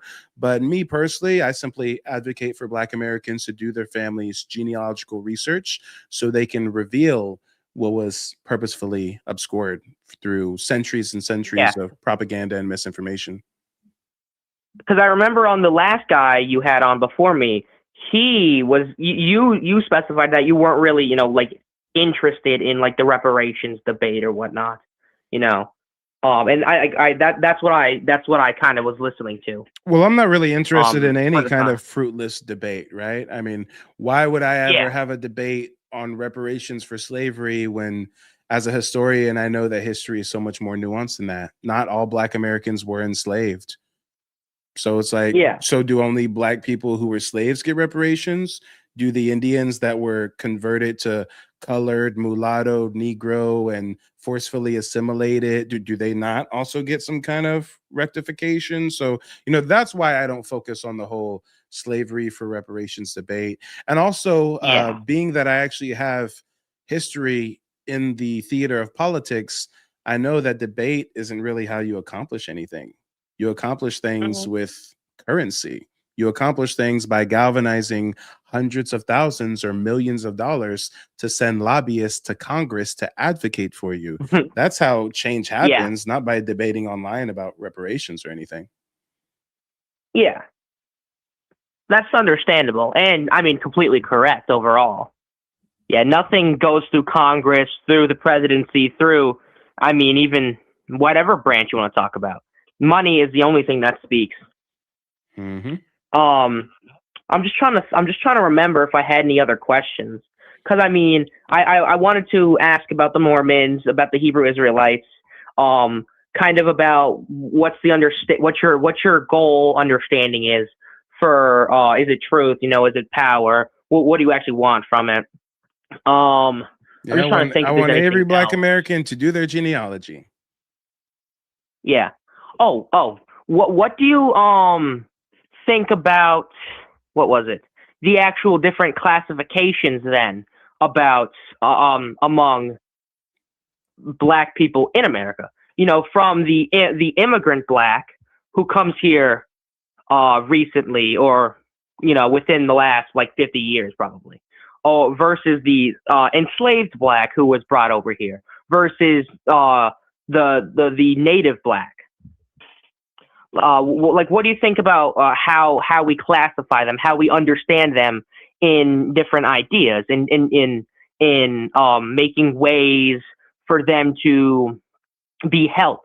Because we have policies, we have money set aside for different groups based off of these backgrounds, and it's like we may have certain resources set apart for different groups based on backgrounds. But when we talk about classification, this is a huge point of contention because there is actually no differentiation at all. There is no different classification for a native Black American versus an African immigrant versus a Black American who descends from a slave. There is no differentiation going on at all. An immigrant that comes over here from Nigeria, guess what? The U.S. government calls them a Black American. Me, before I got my Yeah. tribal citizenship and reversed the effects of papers genocide, I was a Black American. Everybody's just colloquially called a Black American based on phenotype, not based on heritage. So that's a huge point of contention where we've got fresh off the boat immigrants who come over here and get classified the same as us. Huge point of contention. Yeah. What's it called? Also, what do you think about like Pan-Africa? And this idea of, you know, bringing everyone back, or I'm not bringing everyone back, but bringing everyone together, because it fundamentally seems to oppose your ideas of, oh, hey, we're not all from Africa. These groups were either, you know, well, it doesn't here really long before. It doesn't really oppose my ideas because Pan-Africanism is a illusion. It's a buzzword. Okay. It doesn't exist. Look at the continent of Africa. Yeah. Look at the 50 plus countries in Africa. They don't even call themselves Africans. They identify by their local country or local tribe. There's no spirit of Pan-Africanism on the continent of Africa. You've got Nigerians fighting with Ghanaians, fighting with Sudanese enslaving Ethiopians, genocide.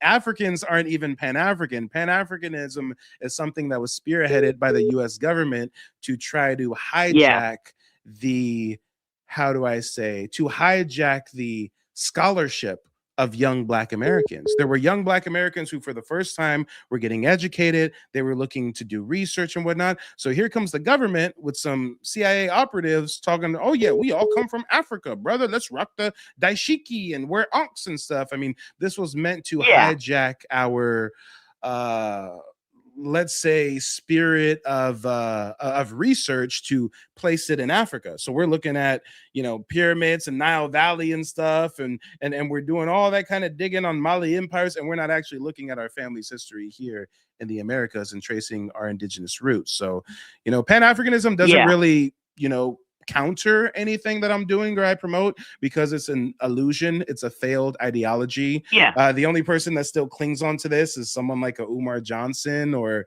you know, many other. Is that like Dr. Umar, whatever his name is? Yeah, Umar and other like 70 plus year old Pan-Africans from the 80s. I mean, nobody's really vibing with, you know, Pan-Africanism. It's totally an illusion. What's it called? Yeah, because I'm like, it's, if you look at it, it's distinctly like a Black American thing, you know. The people who say we're only, you know, like descendants of slaves, and we will only ever be descendants of slaves, you know. Whether that's true or not doesn't really matter. It's like, oh hey, we have to go back to the motherland, but it's like, are you sure? And that's just part of colonialism. They want to convince us our motherland is somewhere else.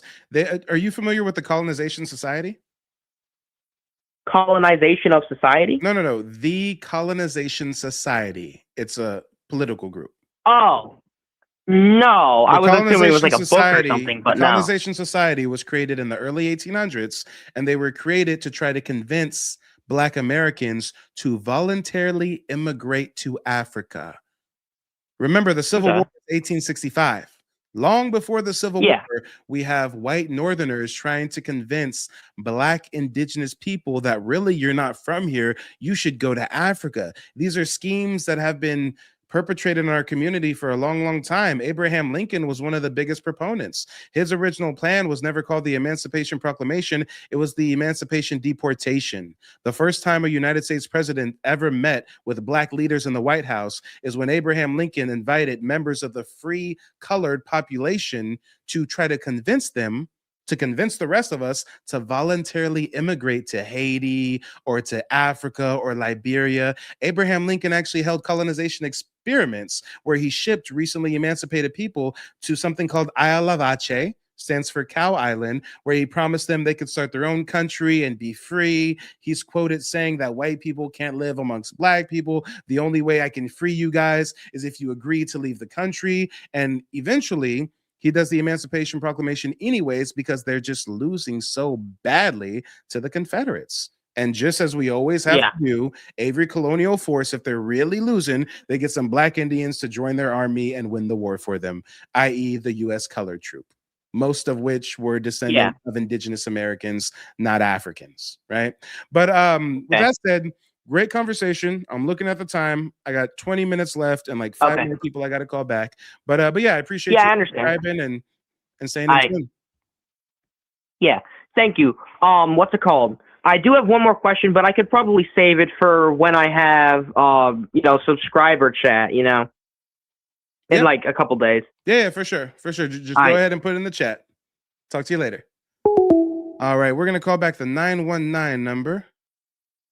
Yeah, I got to go pick up my little man here soon. And we got so many folks to call back.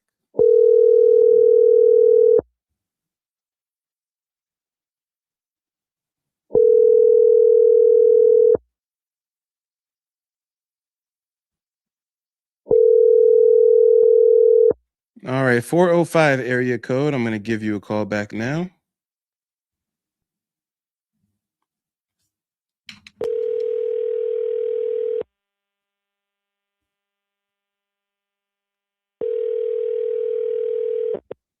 Hello?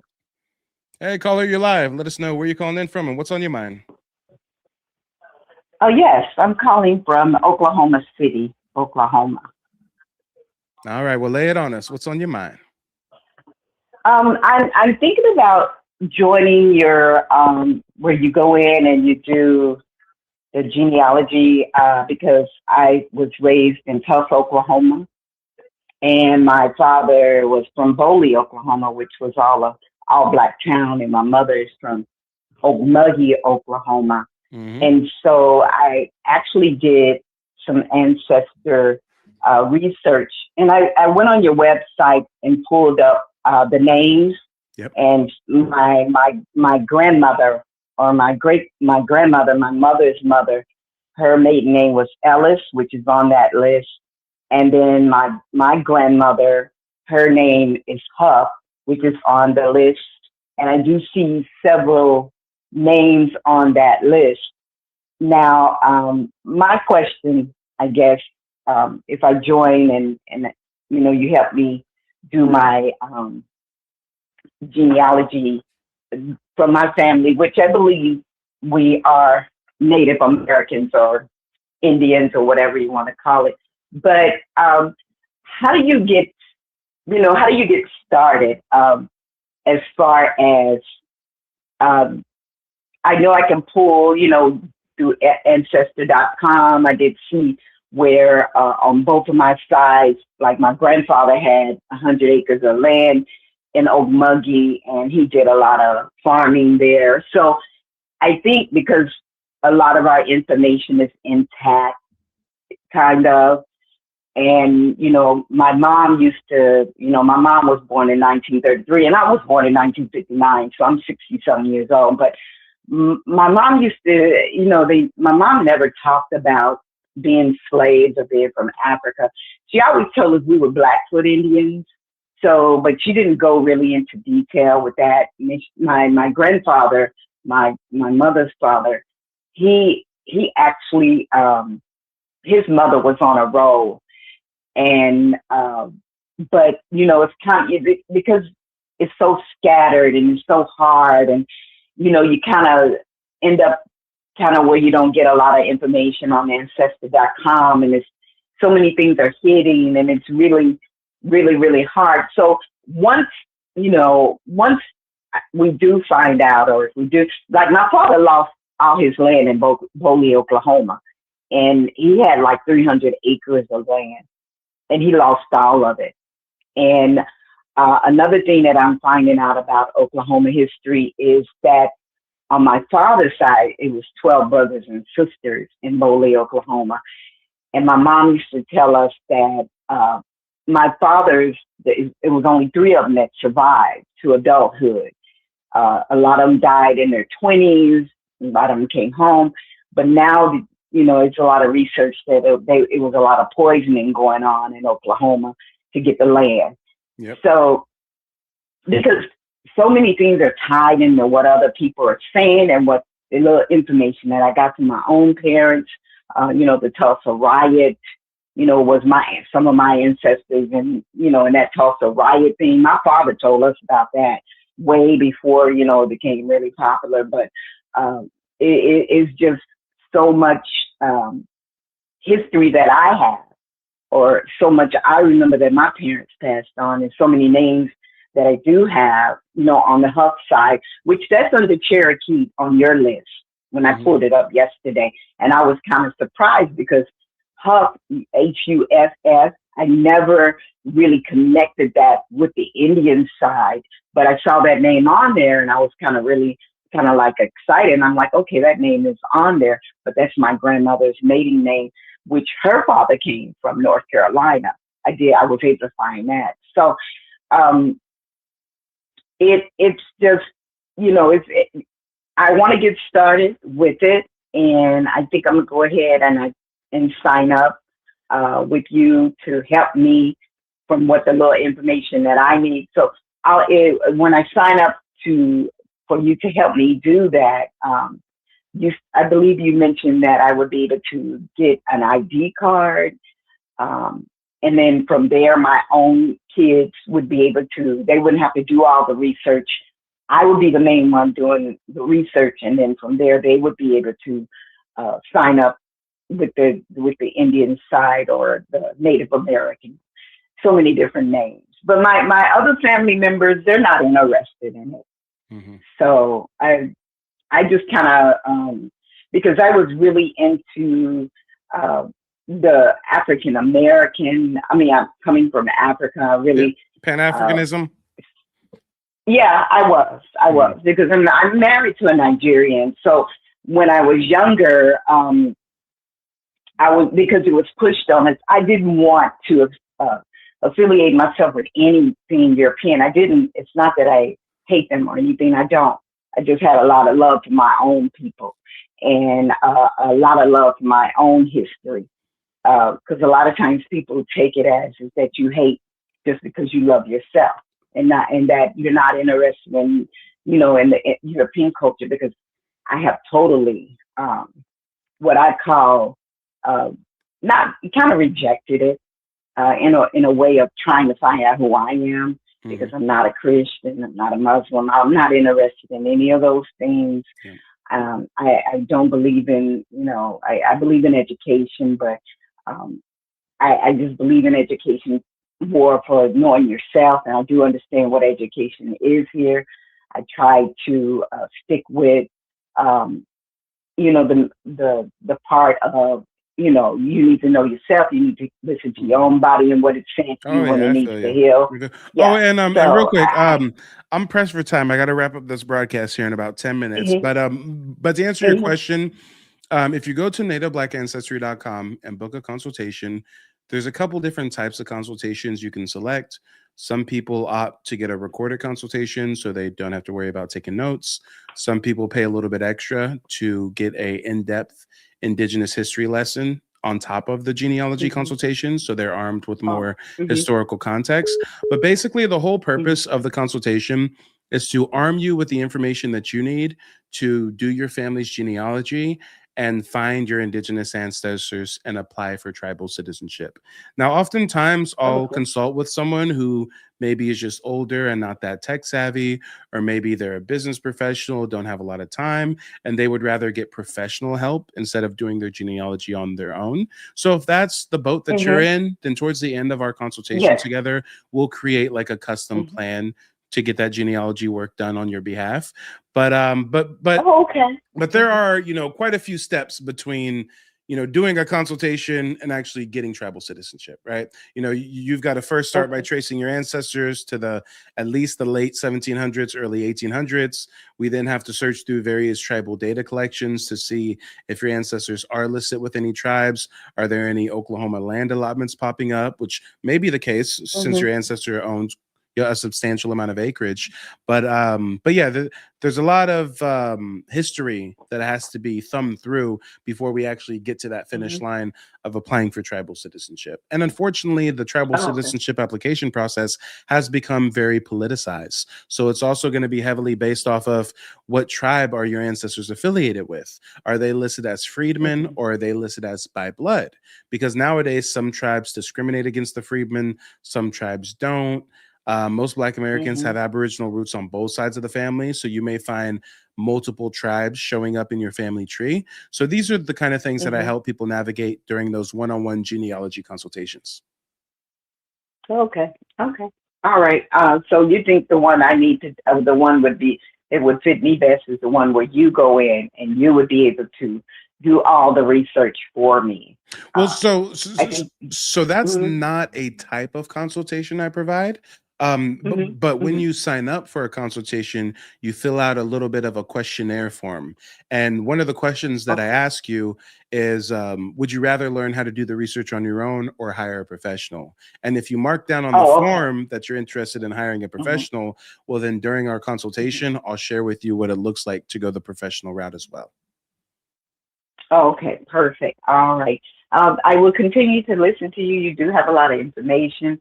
It's very helpful as far as even finding again Huff on that. That was my first thing when I found a lot of my ancestors' names are on that list. Um, but thank you so very much for calling me back. I do appreciate it, and I will go ahead and sign up for your course. Thank you so very much. Perfect. It was a pleasure connecting with you, and I look forward to connecting with you more in the future. You take it easy. All right. Thank Bye you. Bye bye. bye. All right, let me try to do two more calls real quick. I got like 9 minutes. Let me see. I'll try to call this 706 number back. They just try to call me. 706 number. I'm gonna call you right now.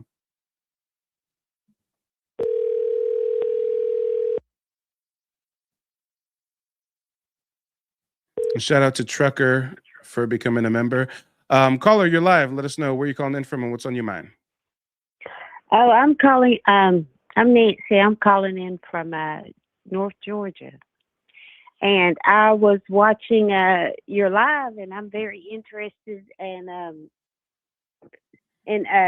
what you're doing in helping the. I guess I don't know whether to call us African Americans or Native Africans in their search for their genealogy. I was hearing some of the responses of the people that was calling in, and I thought it was quite rude because I'm still on the search for my genealogy and ancestry. So I was wondering if you could give me any tips on that. Yeah, for sure. Well, do you have any specific questions, or have you started a family tree yet, or? I have. I did reach out to this African American who specializes in African American genealogy, and the furthest I could go back was like 1805. Mm. And I'm African American, and we're all from North Carolina, Hmm. seems to be. So you're very knowledgeable about it. So, and I want to know, what do you think about these other, I guess, Irish settlers, or I don't know if the appropriate term, Caucasians, and how they study it. Do you think that that we were just already here before all the bringing the slaves over and stuff like that? Yeah, well, as a historian, I acknowledge that long before any Africans were ever shipped to the Americas, indigenous communities were reclassified, enslaved in place, and transported not just amongst different colonies in the Americas, but also to Europe and other parts of the world as well. So, I mean, I can't really make a blanket statement like all of us are indigenous to America because we've got so many African migrants who live in our country nowadays. So, for all I know, you've got a Nigerian daddy or something, right? And not you specifically. I just mean the average Yeah, person out there. But yeah, by and large, I mean, we know that less than 4% of the African slaves sent to the Americas actually went to North America. I mean, it's not like it's a conspiracy and the transatlantic slave trade never happened. No, the transatlantic slave trade did happen. African nations sold their fellow countrymen to Europeans for yeah. trinkets. But what most people get wrong about that is most of those Africans went to South America, not North America. Oh, but because I know that I didn't know. I want to ask you this: have you ever been to Africa? Nope. And I don't plan on Yeah, going. I yeah I did, and I thought it was wrong. I think that the genealogists I work with to find my history and background. He said he was planning on going to Africa. I think his family was from Louisiana, and he did a lot of work, with African Americans finding their lineage. And I said, well, I don't want to go. I said, because it's no way that you could have a white person come over there and you not know that they are taking all of these people and you just let it happen. Mm-hmm. So that's how I felt about it. I thought I felt some type of way. I guess I thought that I was the only one who thought like that, because I was like, no. Oh, no. You are definitely not the only one. And for the Pan-Africans amongst us that do visit Africa, they're surprised when they talk to locals in Africa and ask them, hey, do you guys know anything about the slave trade? Or do you have family members that were like put on boats and sent it? And they're like, no, we don't know what you're talking about. Yeah. Mm-hmm. All those people. Yep. And where were you? I'm looking at the time though. I got to get out of here in like less than 5 minutes. But yeah, if you need assistance with genealogical research, definitely check out the website nativeblack.ancestry.com. That's my personal site. I've built it to be a repository of information for folks like you that are on their journey of discovery. And if you need more personalized help with the genealogy research, you can even book a one-on-one consultation with me where I teach the 3-step process that me and my family used to trace our heritage and get tribal citizenship. All right, I definitely will do that, because my grandmother, I have a grandmother, his sister, who still lives in Oklahoma on a reservation. Mm-hmm. See, history hiding in plain sight, ain't it? Yeah, and I will definitely check that out. So be looking out for me, because I'm going to hit you up. Will do. Nice talking to you. Take it easy. Nice talking to you too. Bye-bye. Bye-bye. All right. And you know what? I'm going to try to get to these last 2 callers real quick. Like, if possible, we're going to have to make these calls real brief if they do answer. Let me see.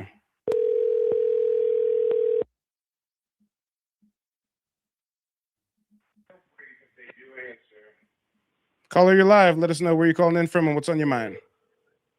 Hi, I'm Thaddeus. I'm calling from Appleton, Wisconsin. I'm watching you on there, just learning. Appreciate what you're doing. I am a client of yours, waiting for the results to be released, but just great information. I read your book that you released. I'm in the middle of reading that, so it's learning a lot of stuff that I didn't even know. I thought just getting into it, it's crazy. So you teaching me stuff about my history that I didn't even know. So I'm glad you're doing what you're doing. That's what I call it. Know about slavery, thank you for helping me out, and I'll be waiting for the release of the results soon. Yeah, most def. And I appreciate your patience and look forward to getting those results over to you.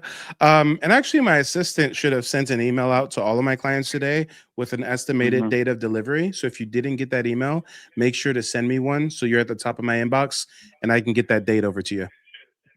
I will do. And thanks for having me up. Yep. Talk to you soon, brother. Peace. All right. We got one more call we're going to try to get through real quick. Let's see. 903 number. I'm calling you back. Hello. Yep, you're live, caller. Let us know where you're calling in from and what's on your mind. Terry from Texas.